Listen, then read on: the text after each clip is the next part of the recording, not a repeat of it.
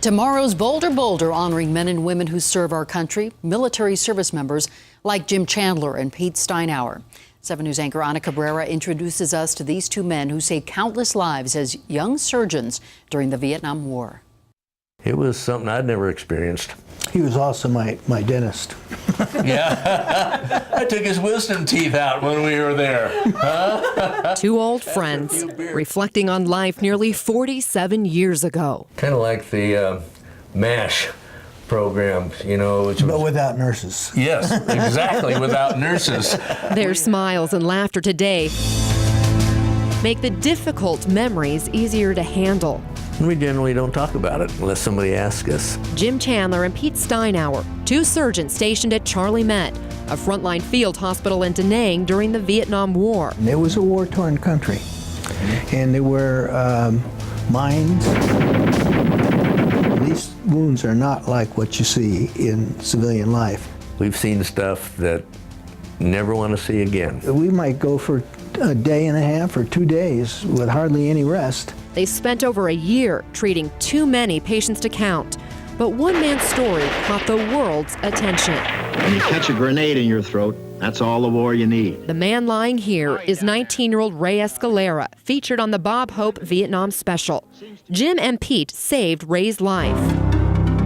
This was the 22nd of December when this happened. We had mass casualties.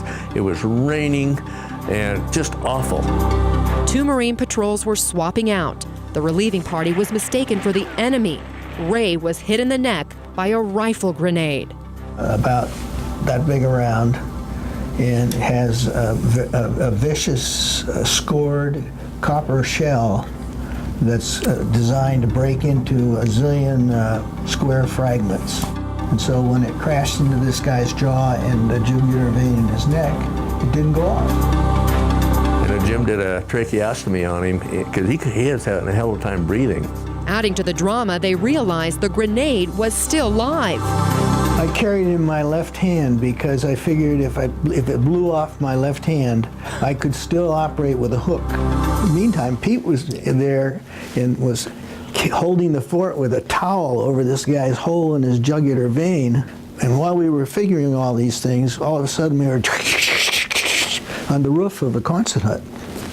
And those were fragments from that grenade. We did this on one night, and that picture was taken the next morning. The story of their courage instantly made news headlines back at home, something these two humble heroes kind of just brush off. We were just doing our job. There are just gazillions of older and middle-aged Marines that are alive today because of him. Really, it's the truth. And he won't say that, but I will. It's the reason we recognize Pete and Jim on this Memorial Day, along with their military family as a whole. And we're just kind of old doctors. Yeah, so, that's right. But it's an honor. It's an honor. It really is. With photojournalist Jennie Castor, Ana Cabrera, 7 News. And both men have kept in contact with Ray, and they say they've both found peace with Vietnam. In fact, Pete has been back 24 times, oftentimes with his family, to volunteer.